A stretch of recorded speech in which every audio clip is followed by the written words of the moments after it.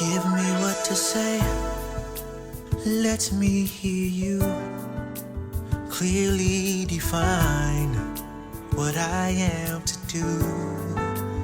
Let every word penetrate the heart.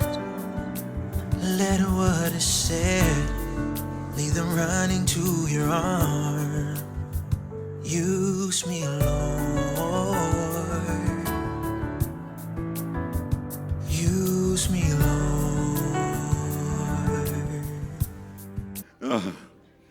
We're going to start from 2 Chronicles 7 and 11. And this is the NIV version.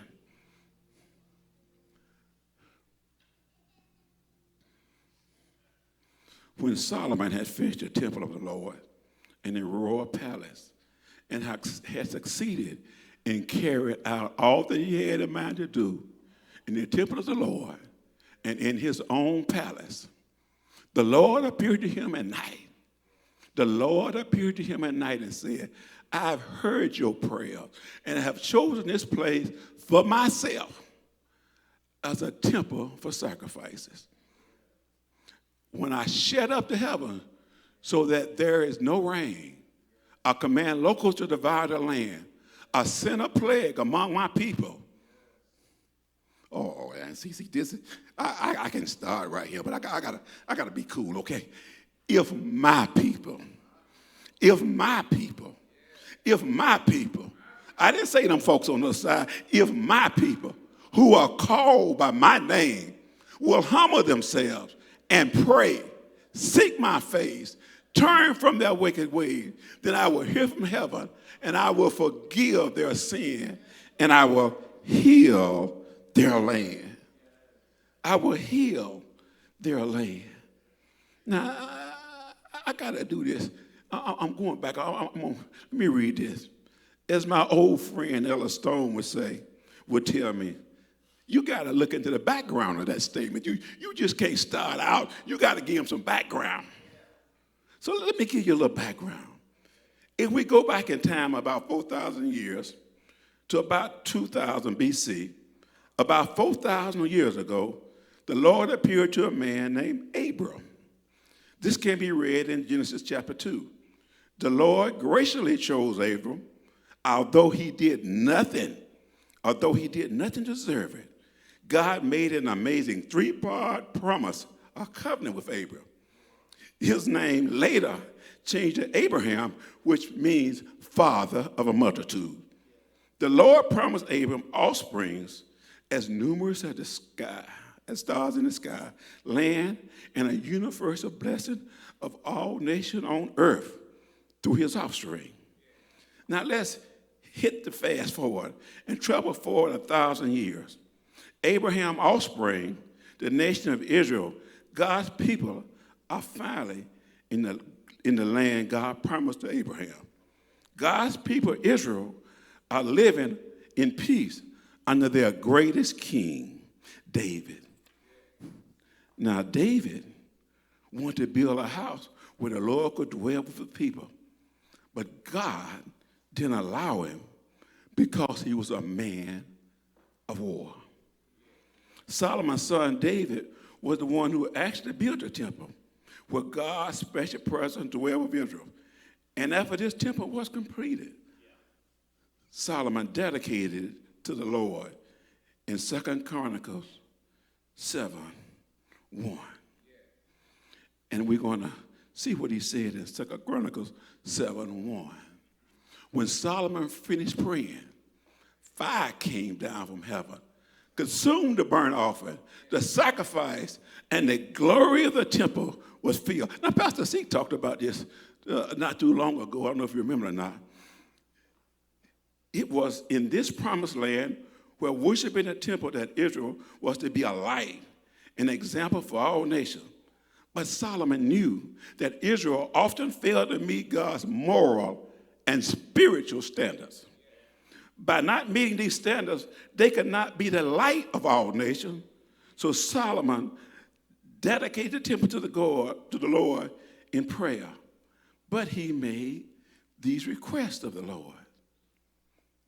And 2 Chronicles 6, 26 and 27. When the heavens are shut up, there is no rain because your people have sinned against you. When they pray towards your place, give praise to your name and turn from their sin because you have afflicted them. Then hear from heaven and forgive the sins of your servant, your people Israel. Teach them the way to live. Send rain on the land you gave them, your people, for an inheritance. Solomon made this prayer. Solomon made this prayer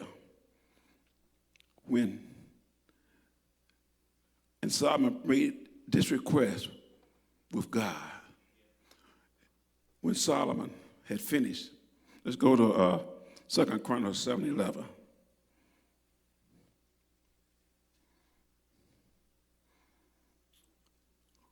When Solomon had finished the temple of the Lord and the royal palace and exceeded and carried out all that he had in mind to do in the temple of the Lord and his own temple, the Lord appeared to him at night. I've heard your prayer and have chosen this place for sacrifices. Why at night, you ask? Why did God appear to him at night? Now, this was God's second appearance to him. What was wrong with the daylight? What was wrong with morning? What was wrong with noon? What was wrong in the cool of the evening like he came down in the garden? What was wrong? The answer lies in Job 33, 14 and 18. For God does speak not one way, now another, though no one perceives it. In a dream, in a vision of the night, when people's deep sleep falls on them as they slumber in their beds. He may speak in their ears and terrify them with warnings, to turn them from wrongdoings and to keep them from pride, to preserve them from the pit, their lives from perishing with the sword. God speaks at night. At night, when your mind is not full of mess. At night, when you don't have the cares of the world. At night, when you're slumbering, sleeping. At night,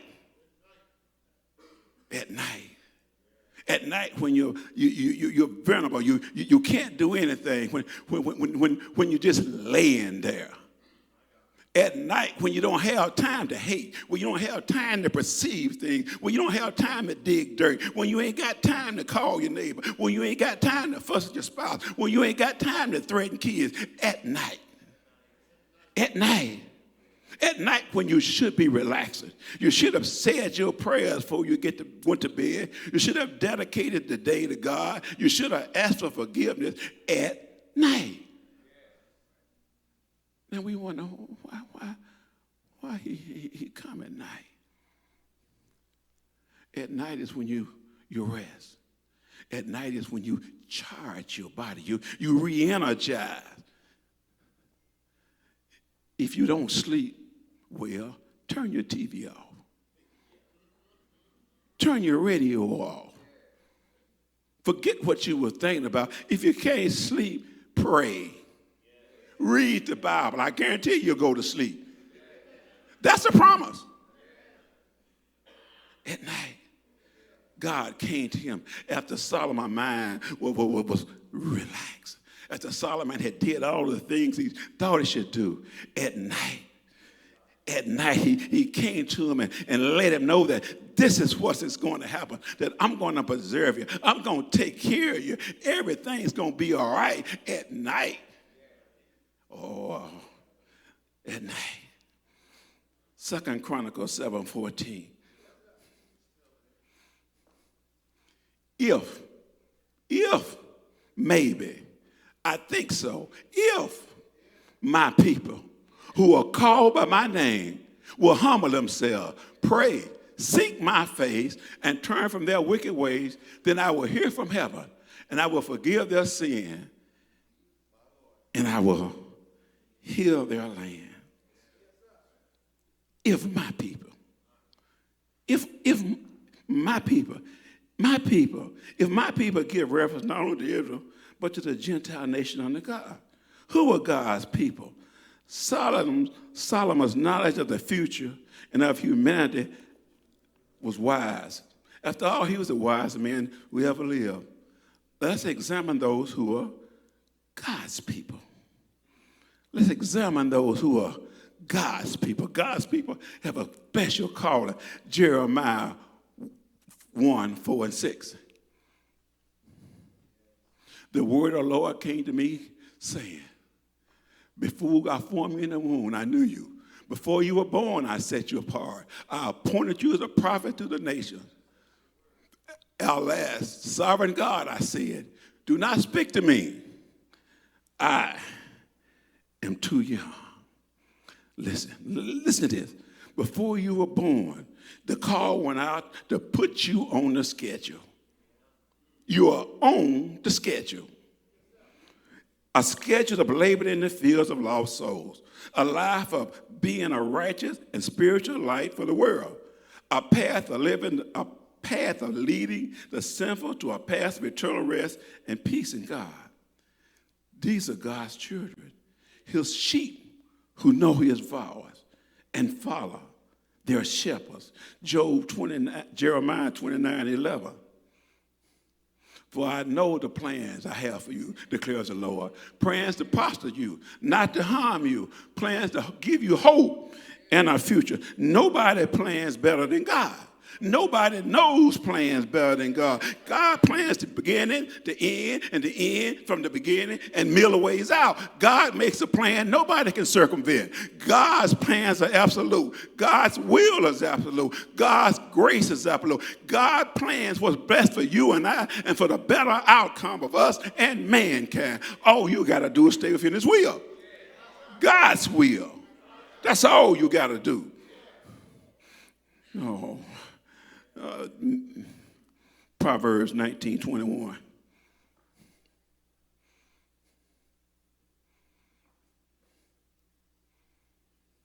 Oh, I didn't put that up. Okay. My boo-boo. Many are the plans in a person's heart, but it is the Lord's purpose that prevail.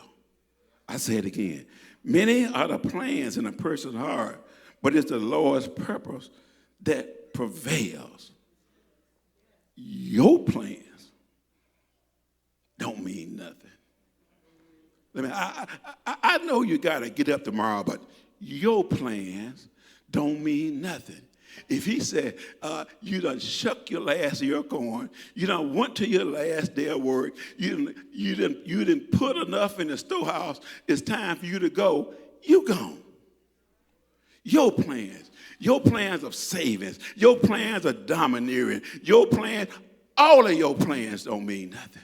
Your plans are decorating your house. Your plans are buying a new car. Your plans are having a new child. Your plans are just going around the corner. Your plans are getting up doing that. Your plans don't matter where God's concerned. My plans don't matter. Oh, y'all got to understand it. See, I'm learning that the hard way because I've been struggling for so long. God reached out and tapped me on the back and say, now, you've been whining and crying. Let's see what's going to happen. You ever had God to reach out and touch you? You ever, when you least expect it, it's your lucky day. Smile, you on camera. Some of y'all don't know about that. It's my blessed day. So I got to do something. I gave notice to work today. I told my wife, 2 weeks, I'm through. I'm through. I quit. I got things to do. People to visit. Matter of fact, I want to sit around the house and bother her for a little while. I got things. Lord has got a plan for everybody. I want to visit the sick. Matter of fact, I really want to start having a little Bible class with some of our sick and shed in. That's what I really want to do. It's been in my heart, and I'm going to do it. I'm going to do God's plan, not my plan. God will put you in a position where you can do this because you said you want to do it. It's his plan. Now, if you renege, shame on you. There was a play one time about your arms too short to box with God. Leave the man alone and go ahead and do what he say. Don't get caught up going on the boat going the wrong way. You don't want to get caught up on the boat. No, you don't want to be on the boat. It's cold at the bottom of the water. It's cold. It's cold inside the fish. Nothing to eat, wet and soggy. And then when you finally pray long enough to get out, you're soggy, you're going to run so fast that you're going to drown. It's going to take 4 hours for a 4-day journey. Don't mess with God. Let me go on. 2 Chronicles 6:30.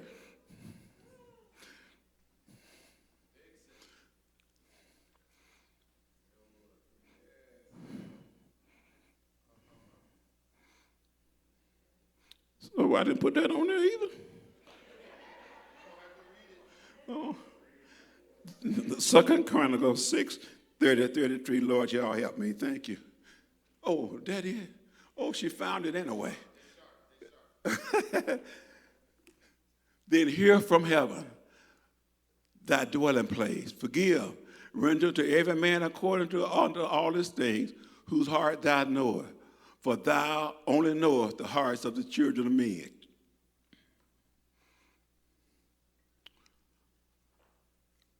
So they that will fear you and walk in obedience to you all the time, they live in the land you gave our ancestors. As for the foreigners who do not belong to your people, Israel, but have come from a distant land because of your great name and your mighty hand and your outstretched arm, when they come and pray towards this temple, then hear from heaven, your dwelling place. Do whatever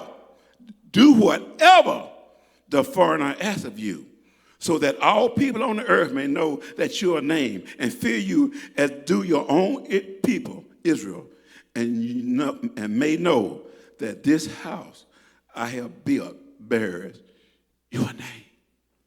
Now, see, we hear all this crap about the lost children of Israel and how we suffered it and all of this crap.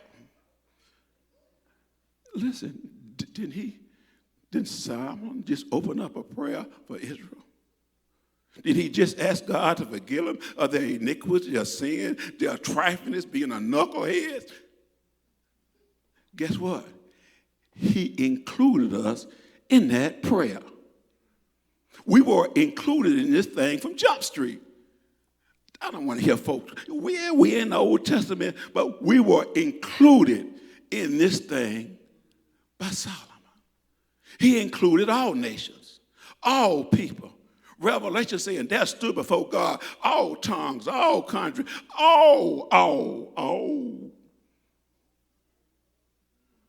Don't let people fool you and talk to you. Don't let their doctrines get you upset. Don't even listen to them. You were placed in a place in the Old Testament. When I don't read the Old Testament, that's because you don't understand it. God said, Solomon prayed. Solomon prayed for the world. Yes, the world. He said, if the foreigner recognize your greatness, if the foreigners understand that you are God, you are El Shaddai, you are almighty, then honor their request.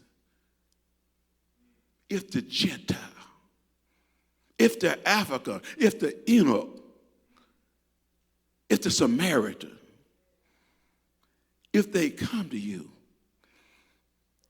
and they come honestly, if they come because they've seen your greatness, if they are like the woman who was in the city that when they came to destroy and she took the spies and hid them, and she said, they heard about your God. If you'd have come early, you could have walked in and took over because they heard about your God. See, what we want to do is to get people out and let them hear about Our God. Let me get this last one in. If my people who are called by my name will humble themselves and turn from their wicked ways. James 4:10. Humble yourself before the Lord, and he will lift you up. Humble yourself. See, I want to talk about humble, but Pastor C took my humility away from me. He preached on it, and I loved it. Humble yourselves before the Lord. Anybody understand humility? It's like saying, Lord, I can't handle this. I need your help. I need your understanding. Wait a minute. I need your power. Things are getting the best of me. I'm talking to you, Father. I don't know if I can make this job again. The boss man is getting on my nerve. I need help. I need help. I don't like the way things are going on around the house. I don't like the way things are going on around the country. I need your help. I got to have it. I'm being stressed out. Dr. Jesus prescribed me something. Send your Holy Spirit to calm my restless soul. Send your calming and soothing effect. Fill me with your glory. Fill me with your peace. Fill me with your grace. Fill me with hope. That's all you got to do. Fill me with hope. Help me to understand that one day I'll be with you. One day there'll be an eternal rest place. One day I can stand and look back and laugh. One day there'll be eternal peace. One day I'll stand beside the fountain, the garden that flows down from heaven, flows down through the land. One day I'll stand in the old city of Jerusalem. One day, I'm looking forward to that time. Lord, I love you. I love you, Father. I ask that you continue to be with me. I ask that you continue to give me grace. Continue to give me understanding. Continue to let my word grow forth. Continue to straighten me. Continue to let me have an understanding. That's what I need. I'm asking that y'all would pray for me. Continue to be with me and understand me. I love you, Harris Memorial. Thank you. Give me what to say. Let me hear you. Thank you for listening. If this teaching has been a blessing to you and you'd like to partner with our ministry to share the message of Jesus Christ, please visit our website at www.hmclive.org and click the donate button. If you're in our area, we invite you to join us at 4317 Lippincott Boulevard, Burton, Michigan, 48519. Harris Memorial Church of God in Christ, teaching the truth and showing the love. Use me, Lord.